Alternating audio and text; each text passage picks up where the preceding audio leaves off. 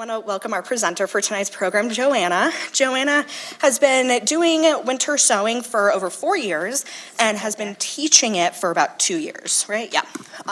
She is working towards her pollinator steward certificate. Did I get that right? Yep. Okay. And has helped co-found Go Green Mount Prospect, which is a local community organization dedicated to environmental education, native gardening, and community-based green initiatives. There you go. Amazing. Thank you. Thank you. In addition to her environmental work, she has been teaching sourdough classes locally and works professionally as a postpartum doula. Yeah. So thank you so much, Wow. Joanna, for That coming. was great. Yeah. Thank you all for being here, and I will now turn it over to you. Okay, awesome. Thank you, everyone, for braving the cold. you're good. It should be on. Okay, perfect. That was a great introduction. So, one of the reasons I teach winter sowing is because I was never a huge gardener. I thought I had a black thumb. I couldn't grow from seed. And then I started doing this, and I was like, oh my gosh, I need to tell everyone that I know how to winter sow. So I have been doing this for a couple of years, and I really just started doing little classes inside my garage, in my backyard, and then realized, like, hey, I could do this at libraries and coffee shops, and overwhelmingly, I think people have really great success. This is not a method that I coined or started. There's actually, I don't think they have a website anymore. I think they just have a Facebook page, and it's called Winter Sowers, the original group. A woman named Trudy, David Off, I think is her last name, started and coined this term. So, but I really started following that Facebook group and then doing this process and realized, hey, I can also share this with people.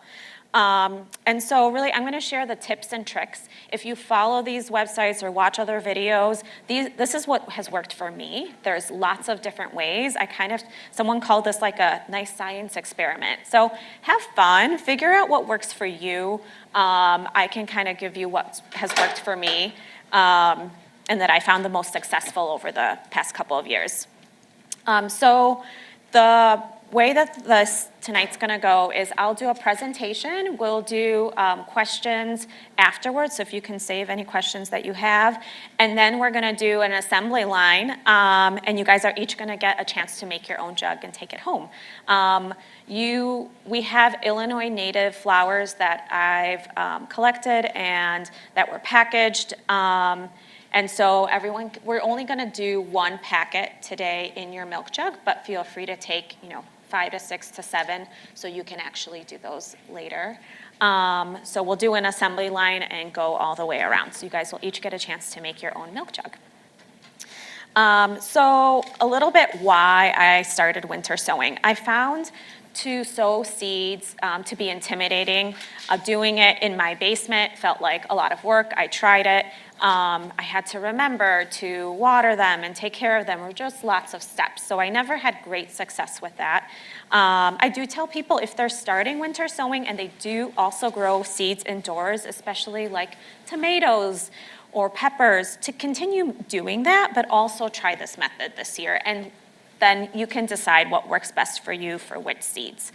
But I also found that sowing seeds outdoors was also challenging because I had to remember where I planted it and water it. And my spring garden's amazing. My fall garden, if I try to direct sow seeds, it doesn't do as well because I don't winter sow in the fall. And so I just would have to remember where I've planted things, and I have to remember to water. So I really love this method because I have all my jugs in one place. And so it helps me remember to take care of just this one area. And so it's really a low maintenance technique and method. I wouldn't say it's completely no maintenance. It's not really set and forget. You do have to do, after you've created these greenhouses, you have to care for them, especially come the springtime. So I'll talk a little bit about that later. But it's definitely a much easier method. You're really letting Mother Nature do a lot of the work. And essentially, you are creating mini greenhouses, and the seeds are contained and safe in their little homes, so you're not getting much disturbance from squirrels or other creatures. People have asked, like, has anyone like knocked over these jugs? I mean, other than my children, no. Like they are really, you'll get a chance to feel like these have a little bit of weight to them. I don't know unless you have like a really rambunctious dog, maybe you might want to put it in a guarded area. But otherwise, I mean, really, they're kind of in a safe place to grow, so which is really nice. You get to save money by doing this. There's so many seed libraries, seed swaps. We have a flyer for a seed swap that's coming up July 31st. So really, you're able to save so much money, especially if you're growing natives. Native plugs, one plug seedling can be $3, $4, $5. And so you might get in a milk jug, you might get a couple, you might get a whole container full of seedlings. So you really are saving lots of money this way. And I think you're also saving space. So you're not having to use space in your basement if you're growing indoors. You're really creating these milk jugs, and you're not keeping them inside. You are putting, as soon as you make them, you put them outside. Okay, so when do I do this? I'm doing this anywhere starting, they say winter solstice, so December 21st. I usually start in January is by the time I get my act together, and do it through April. In your little handout, and I'll go over this a little bit more, but I do have a winter sowing timeline that I usually follow. And I'll go over that a little bit more when we talk about seeds. So that's kind of when I'm doing it. So what the best thing would do is to start gathering some supplies. So really what you're going to be using is milk jugs or water jugs. I love using distilled water or water jugs because then you don't have to do the cleaning of the milk jugs. But if you need a lot of milk jugs, Capri, other coffee shops, Starbucks will save them for you as long as you pick them up that day. No, I don't drink this much milk or water. The library was kind enough to gather some supplies for me, but the Starbucks down the street said that they're open to collecting milk jugs. So does Capri. And so sometimes they come, I'm gonna use one today that's smushed because sometimes they get smushed, and I wanna show you that you can also use one that's been kind of a little bit deformed. But really, once you get them, I would clean them out as soon as you get them. You don't wanna store them and then a few months, or not a few months, but a few weeks later once you're ready to clean them out. So I would clean them out as soon as you have all your supplies. I share using milk jugs because I found this to be the best. But again, I would say there's a lot of different other containers you can use and experiment. Some people have used, you can use smaller containers. You can use, these are from like salad greens. I would use 2 of these, so like one actually would get rid of this lid. I would just cut this lid off and I would use another one on top. And then you're just putting drainage holes on the bottom, and I would also make some drainage holes on top.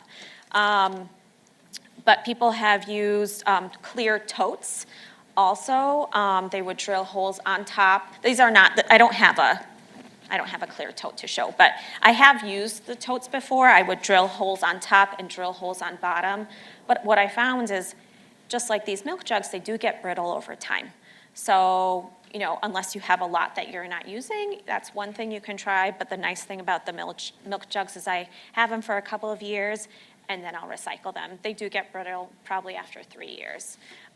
So definitely look online and see if there's other containers, you can be creative.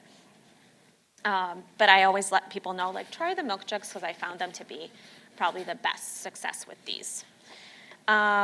Let's see, and then so in terms of the milk jugs, you are getting rid of the tops. As you'll see, none of your containers have tops. And the reason for that is because this is the way that the water, whether it's rain or snow, is going to go and keep your soil moist. So you don't want the tops on at all. You're just gonna throw them out. And then in terms of washing them, I really just use a little bit of soapy water, and that's usually enough. If they have been sitting around for a little bit longer, I'll also spray some diluted vinegar to kind of sterilize it, but I don't use bleach or anything like that. I really found that that's enough. And then, so that's pretty much it. So I'll gather all my supplies in terms of my milk jugs, whether it's 10 or 90. I've had upwards of 90, hence my shirt that my husband got me. Just one more, I promise. It's quite addicting. I oftentimes even make them for, like, during Mother's Day. I'll, like, ask the women in my life and be like, what's your favorite flower? And then I end up making them a jug. So come Mother's Day, they get jugs for Mother's Day filled with seedlings. So once I have my jugs, or whatever container I'm gonna use, I'm gonna make drainage holes. So today, I actually made all the drainage holes for you. I've done enough of these classes that I would have many heart attacks seeing everyone poking holes. No one got hurt in any of my classes, but just for today, everyone already has drainage holes on their jugs. And then in terms of tools that you can use, again, so many different varieties. I've tried a lot of them. I've tried a drill before. Drills work really well if you have a harder plastic. You can use a hot soldering pen to make holes, or like a hot glue gun. I found those not to be as great. You can use, if you have different kind of like X-Acto knife, regular scissors. If you use these, it works best if you open them up to make holes, and then you kind of twist it. The holes don't have to be perfect. I laugh because these are really nice sewing scissors, and my mom would kill me, but I'm like, I'm doing a different kind of sewing, right? So maybe not the right sewing, but these work really nice too, and they're easier. And then what I found this year, oh gosh, this is amazing, the Scratch Owl. It's the thicker one, so I have purchased a thinner one. This one's a little thicker. I got it on Amazon for like $8.50. I have the little box here when you're at the station if you want to look at it, but I love this the best. Actually, I did all your holes, and I just push it down, and it just makes like really nice holes. On the handout, I say 9 to 12 holes. It really depends. If you're making bigger holes, you can probably get away with 9. If you're making these a little bit smaller, I probably go, 12. Really what this is to ensure that you have enough drainage. And drainage is really important when it comes to these little greenhouses. You're gonna be putting in wet potting soil in here, and it's gonna be raining and snowing, and you definitely want the drainage. If you forget the drainage holes, it's just gonna be really soggy. Your seedlings will just not thrive. So the drainage holes are really, really important. It's a little bit harder when you have a deformed jug, but that's okay. So again, I have my drainage holes. I have a friend that was doing this for a while. Also, she had issues with drainage, and so she added like little slits on the side with an X-Acto knife. I don't do that anymore. I found that the soil that I use, along with just this much drainage holes, is enough. But that's something you can see, like you'll know if you have issues with drainage. If in your jugs, you'll see a little layer of like greenish algae or like mildew on it. Your seedlings will still grow, but it just might mean that either we've had a very rainy season, or maybe you just need a little bit more drainage. So that's there. And then we're gonna cut our jug around. I have a pilot hole for you guys, and I found that this actually works really nice even for myself. I'll oftentimes create a hole there, so then I can just use scissors rather than using an X-Acto knife. It feels a lot safer to me. It's a little bit trickier when your jug might be deformed, but you still can get around. So I'm cutting it all the way around, and I'm leaving the handle there. I made little X's for you guys so you can remember not to make it all the way around. I've definitely cut it all the way around, and that's fine. You'll just line it up and then tape it together again. So it's definitely fine if you end up forgetting. And this is the time when I'm able to kind of straighten it out a little bit. Okay, so I have that. So what's next? This is kind of what I do. I gather my supplies, I cut out all my jugs, and then I'm gonna work on my soil. So a couple of things about soil. Again, on the Facebook groups, I've also tried a lot of different soils as well. And on the Facebook groups, and what I found to be the best is the Pro Mix. It's a little bit more expensive, And it can be a little bit harder to find. Pesci's carries it in the springtime. You won't find it there now. Ace Hardware does ship it to the store. But you can definitely use other soils. The reason that I like this soil is because it has quite a bit of perlite, which is the tiny little balls. You'll see it when you look at the soil. If you happen to get another kind of soil, if it doesn't have quite a bit of perlite, you can also buy a bag and then just add it. And you kind of can eyeball it and see. But I found that if I buy other soil and then I buy a bag of perlite, in the end, it's kind of a wash. But I found that this soil works well. It also just doesn't have a lot of wood chips. So there's sometimes potting soil that has a lot of wood chips. It'll hold on to more moisture. So again, the idea is to have better drainage. So you can definitely try out different soils. In the end, I found that this one to be the best for my milk jugs. You want to get a soil, when you are purchasing a soil, whether it's ProMix or any other one, make sure that it doesn't say moisture retaining. So again, we're working with having drainage holes. We are adding wet potting soil, or not stopping wet, but wet potting soil. And so you want to make sure that you don't have one that's going to be holding on to even more moisture. And what I'm going to do is again, I've done it in different ways. I wouldn't suggest adding dry potting soil in here and then wetting it afterwards. It's hard to gauge the amount of water, and it can get a little too soggy, I'd say. So definitely I tried that, didn't really work. What I found to be best is actually to mix your soil, whether it's in a tote, like I'm doing, or a bucket, depending on how much you're going to be working with.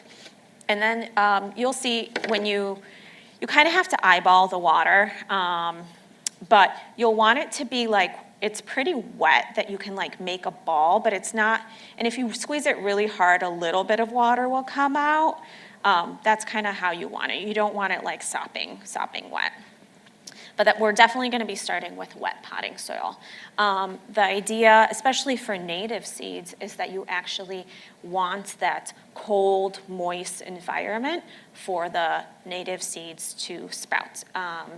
And so you definitely want, with all seeds, to start with a little bit more of a wet soil. And then, so what I'm going to be doing is, again, kind of like an assembly line, I have all my jugs, and then I'll go ahead and add soil. I'm adding pretty much closer to 3 to 4, it's usually closer to 4 inches of soil. And the reason that I'm adding, a little bit more than less, I'm not like pounding it down, I'm just kind of like gently kind of pressing it down. The reason I'm adding closer to 4, so I'm leaving like a little bit of room, is because the more soil you have, the less it'll dry out. So if you had just a little bit, it'll dry up a lot quicker. And then you also just have enough room for your roots. You'll be amazed at like the roots that you get from winter sowing. So I'm adding my soil. I usually add the soil to all my containers. And then what I'm going to do is I will then work on with my seeds. So I'm going to talk a little bit about seeds when we sow certain seeds and about seed size. So I mentioned earlier, Trudy started winter sowing. She coined the term. There's a great Facebook resource if you're on Facebook. This is what I did originally when I didn't know much about gardening. She suggests that if you're going to winter sow, you just sow everything at the same time.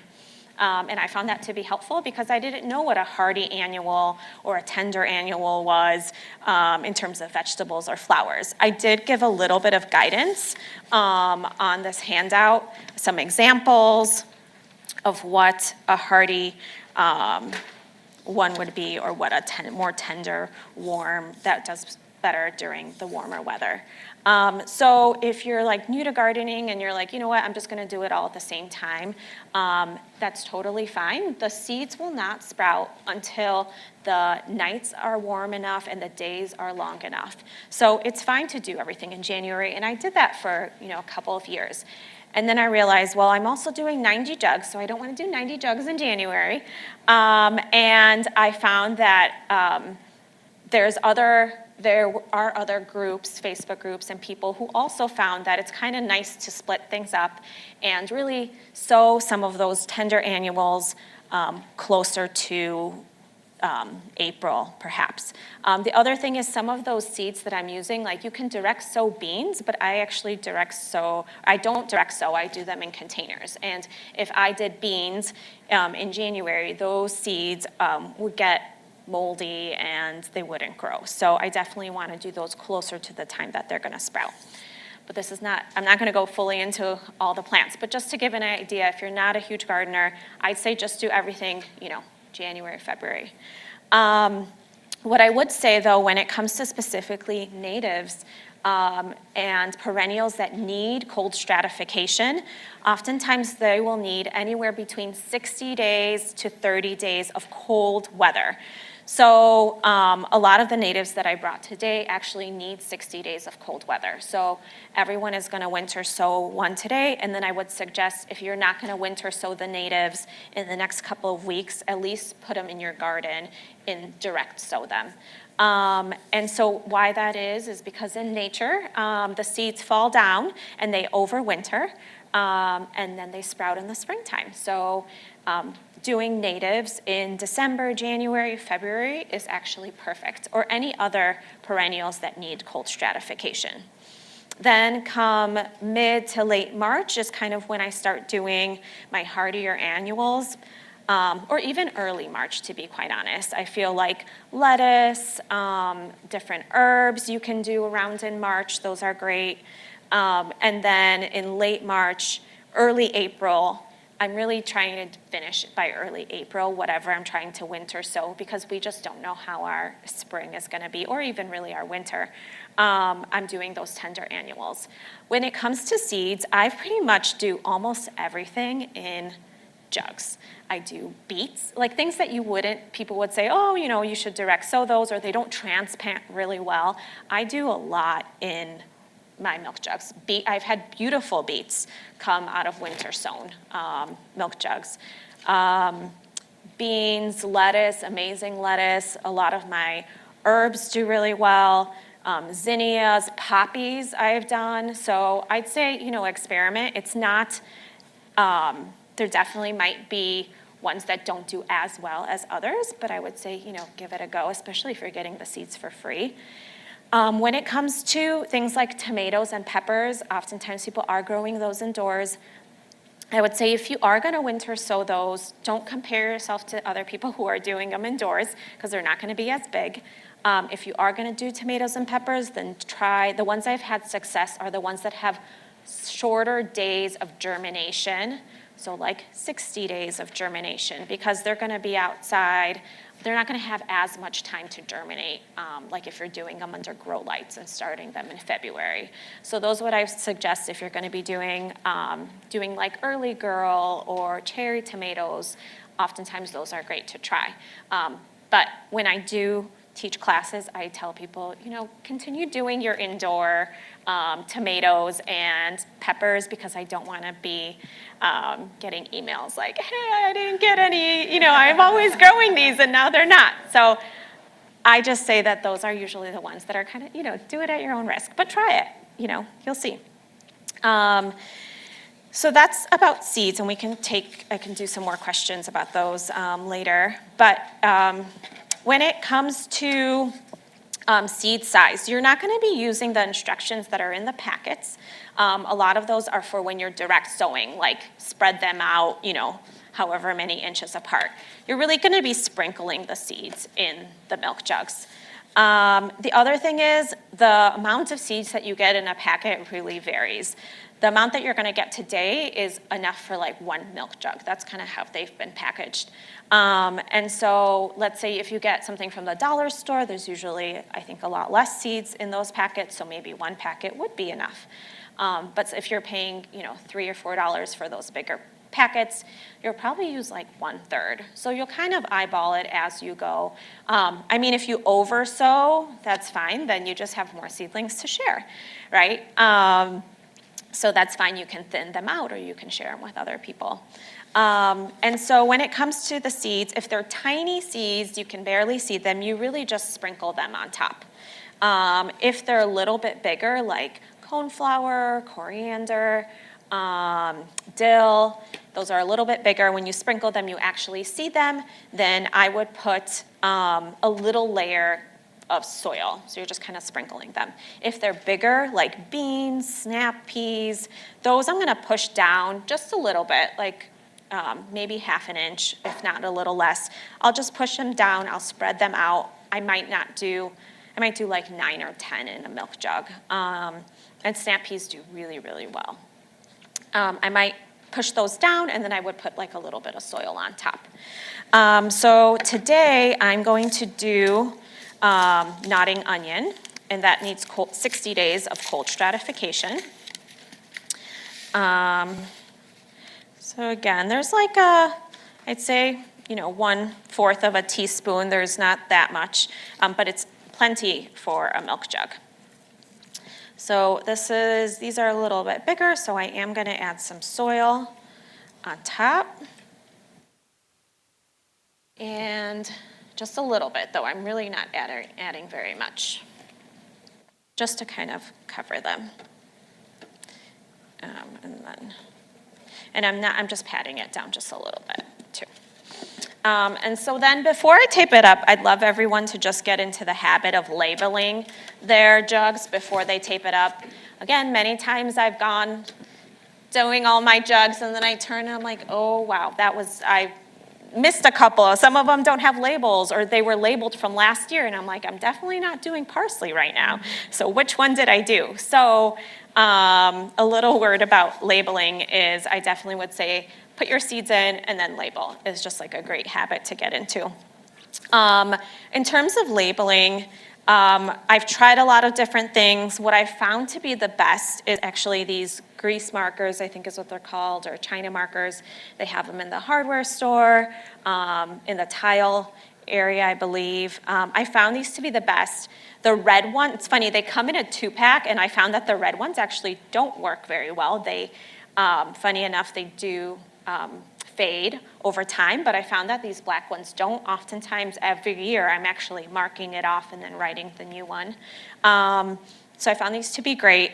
You can use a Sharpie or a paint pen, but if you're doing them in January, most likely come springtime, they will have faded. So if you're doing them in April, you might be able to get away with doing a Sharpie or a paint pen. And if that's the case, I would suggest, sorry, I have it over here. I would suggest double labeling your milk jugs. And you can even do that if you are using a grease marker. What I did is I cut up some old yogurt containers or any other kind of markers, and I'll label it, write it in here. So nodding onion. And then you can actually stick it in the handle, and if you cut them not too thin, they actually nicely kind of stay in there, and then then you'll know even if it fades. So I'm gonna write nodding onion. This is all I do. I don't put dates or anything like that, but you're welcome to, if you wanna know, these are C60 maybe, that they take 60 days, need 60 days of cold weather, whatever else you want to label. Again, when I do 90, I'm doing the bare minimum. There have been people I know that sometimes number their milk jugs. Just make sure that you know where you put that list, because I have had someone who taught this class who threw out her list because she thought it was last year's list. So ended up having 50 or so milk jugs and not knowing what they were. So I just prefer to just label them. And then, so that's done, and I usually end up doing all of mine, and then I'll go through and then tape them. So I have blue tape, but I have duct tape for you guys. I found that I really like duct tape if you're doing them in January, February. Sometimes the ones that I'm doing in like April, I'll actually be using the blue tape. The reason I like duct tape for these earlier months is just it sticks really well. It's going to keep it sealed. The reason that I've done it in April with a different kind of tape is then I'm like opening it up and it's just faster with like blue tape to open it up, but it doesn't create as great of a seal. I'm just going to use some blue tape today though. And so you're really just going once around. Whew. I promise you'll get better as you go. And you want it to be like as much of a seal as you can get it. When you do have a nice seal, you'll find that there's, like it'll dry out less. There's less, though you'll see condensation forming too. And so you really just want a nice seal all the way around. It is a little bit trickier in some of the like milk jugs when they have this like little indent, depending on how you cut it. This one I don't have a problem, but I sometimes like add a little bit more tape to kind of like seal it. But you do pretty much want it all the way around, so then it does end up drying out less is what I found. So there's that. And then after I have all of them ready, I'm gonna put them outside. So I like to put them in a sunny spot, or morning sun is great. Really, I recommend people to put it in their gardens where they're gonna be growing, but you definitely want sun. I also suggest to put it on soil, so on your garden bed. If it's a raised bed, that's fine. If it's raised like high above the ground, like those higher gardens, I probably would not put it there. I did have a friend do that, and it just dries out so much quicker.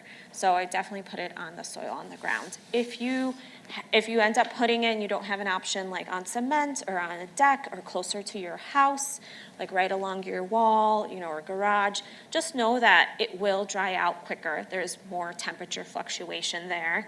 And so you'll just have to monitor it more come the springtime. Whereas like if you put it in your garden on the soil, it tends to dry out less, is what I found. And really if I'm doing my jugs in January, February, even like March, I'm not doing a lot with these jugs. I'm pretty much creating them and then putting them out. It's fine if it freezes, and it's fine if it snows. These seeds are in here and they're not sprouting or anything like that because it's just not warm enough. So that's totally fine. And I'm not really checking on them in January, February, maybe March if we've had like a very dry winter. You really just want the soil to stay moist. You don't want it to be completely dry. Today, when you're creating your jug, you'll feel when you lift it, like what kind of weight it has. So if you go in your garden and it's like, let's say March, we've had a really dry, or even, end of February, we've had a very dry, no snow winter. If you lift them up and you feel that they're dry, I would add water. And so really it's starting about last year. I don't think I did very much until maybe middle or end of March. So you want your soil to really stay moist is what you're doing. In terms of watering, I've also done this before, but I would not suggest it. You don't just want to like pour water because it is going to create kind of an indent where you just pour. So it's best to use kind of a sprinkler or like a hose with like a sprinkle setting, or a watering can that also kind of sprinkles the water, so then it kind of distributes it. Also, I've seen people, and I've done this a little bit when I was earlier on when I wasn't doing so many milk jugs. You can have like a little tub and you can add water, and then you can put all your milk jugs in there and it'll soak up the water. I'd say usually like half an hour is probably great. You don't want to leave it in there for a very long time. So those are the great ways to water them. And then really come spring, so keep in mind that your seeds will sprout in different times, right? So like you might get like snap peas sprouting much earlier than a lot of your other seedlings. And that's really normal because that is something that will grow in the springtime rather than in the summer. So just know that you have to be patient with this process as well. If you're following other people on Facebook, or if you're following each other, neighbors are doing it, just know that your milk jugs might be sprouting at different times. So, I'd say let Mother Nature do its thing, and then just kind of have patience with the seeds that you are working with.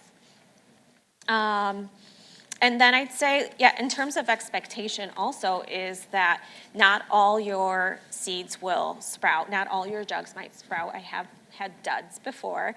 I'd say 3 out of 4 is like a decent expectation. Kind of when I've taught these workshops before, for the most part, I feel like that's kind of been what has happened. Certain natives might be a lot harder to grow than others. Purple coneflower or black-eyed Susans, you might get a completely full jug, whereas something like dense, like a blazing star, you might get 2 or 3. So I think in terms of that is a good expectation as well. Herbs have done pretty well. It also depends on how old your seeds are. I talked a little bit about seeds and how much seeds to put in a jug, but if you have much older seeds that are a couple of years old, you might want to put more in there just because the viability does go down over the years. So that's in terms of expectation. I wouldn't say that all your jugs will sprout. All of mine don't. But I'd say that overwhelmingly most of them do. And so then what's going to happen is when you're going to be able to transplant them. So it'll be at different times based on what kind of seedlings you have. But a good measure is when they're about 2 or 3 inches and they have 2 true leaves. So sometimes they have these tiny little leaves, but if they're like a little bit bigger leaves, those are considered their like true leaves. And then that's when your milk jug is ready to put in the ground. And so some of it also, our weather is so unpredictable. And so there's, some things they say like, wait until Mother's Day. But again, if you know your seedlings and okay, snap peas are fine even though there's a frost or certain herbs, then go ahead and plant them if they are 2 or 3 inches high. Trudy, who started winter sowing, says that if your seedlings are growing and there's going to be a frost, you don't have to cover your milk jugs because those seedlings are hardy and the ones that will survive. I've done that, and it's true. Some of them survived and some of them didn't. I've lost some seedlings sometimes when there's been like a cold snap.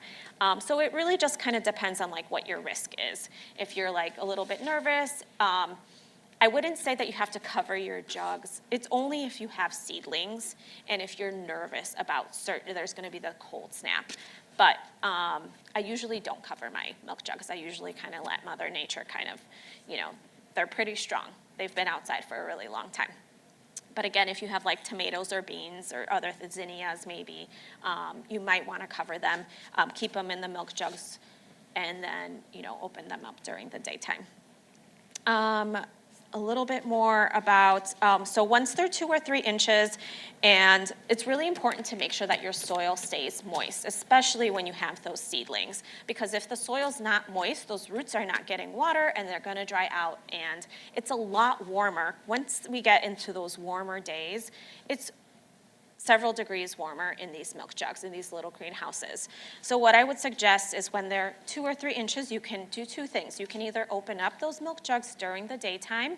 I haven't had huge issues with squirrels, especially if my milk jug is full of seedlings. If it's not full of seedlings, then sometimes they like to bury things in their squirrels. So just keep that in mind. You might want to put it in a fenced area. But you can also, if you don't want to open them up, you can also put them in a shadier spot. They'll just get less direct sun, which is fine because they're already bigger, and they're not going to fry in that like hot sun. But really, once they're that big, they're ready to put in your garden. And then some people open up all of their milk jugs to kind of let some air flow through them. I have done that, but I also haven't done that. I don't really know if it makes that much of a difference. So I think just putting them in a shadier spot, if you're not ready to plant them, has worked well for me. And then transplanting them, so it really depends on the plant itself. Like things like poppies, or if you have a lot of dill or parsley, you can either do like you can individually take them apart.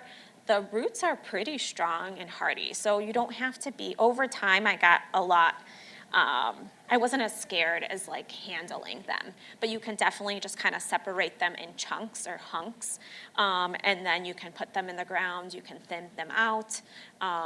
Also, snap peas, I definitely just kind of individually put them down. And really, that's pretty much it. Afterwards, I end up rinsing these out, and I can store them for next year. Again, they will last a couple of years. I usually put a string through the handles, and then I can hang them in my rafters. Beautiful decoration in your garage. And then you can use them for a couple of years.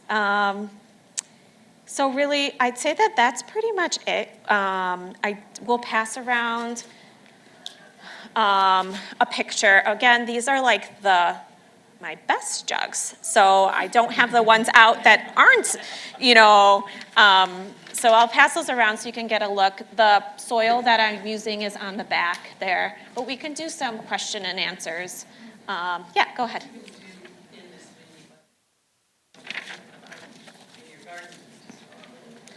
No, they don't.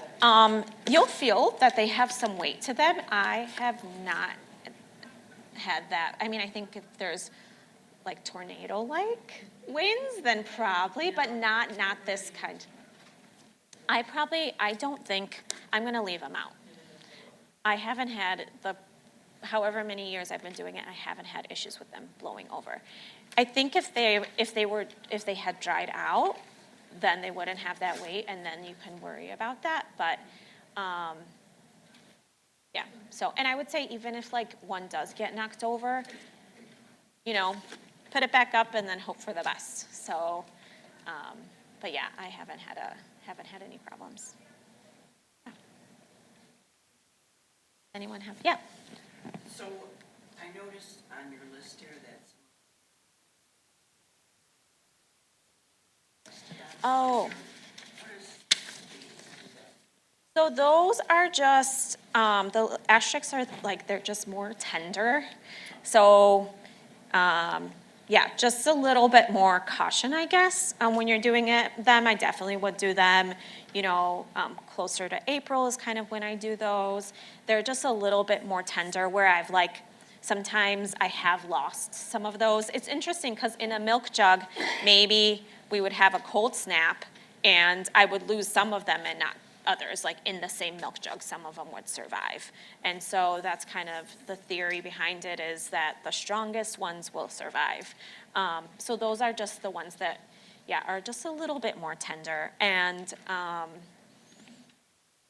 those seeds are also a little bit better to sow later on, because they are, like, for example, cucumber or squash. Like if you sow them in January, they might mold and you might not get seedlings come the springtime. They would be in moist soil for too long, is really what would happen. Yeah, the handout I kind of did supplies, some additional tips, a lot of the stuff that we went over, a little bit of a timeline, where to find free seeds. There's the Friendship Conservatory located in Des Plaines, but part of the Mount Prospect Park District, is having a seed swap January 31st. Go Green is going to be there as well, and we have a lot more natives as well, a lot of other varieties. So there's a lot of places where you can get free seeds. And then there are some other QR codes and other things that you can kind of use as a refresh. So, yeah.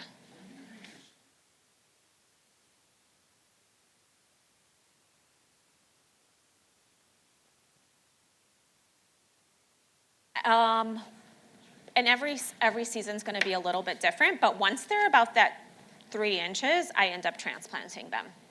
Yeah, because they are a spring hardier. They don't like the warmer weather, actually.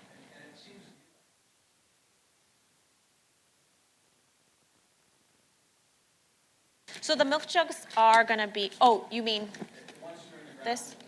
Oh, once they're in the ground. Yeah, those snap peas I probably wouldn't, because they're a hardier vegetable.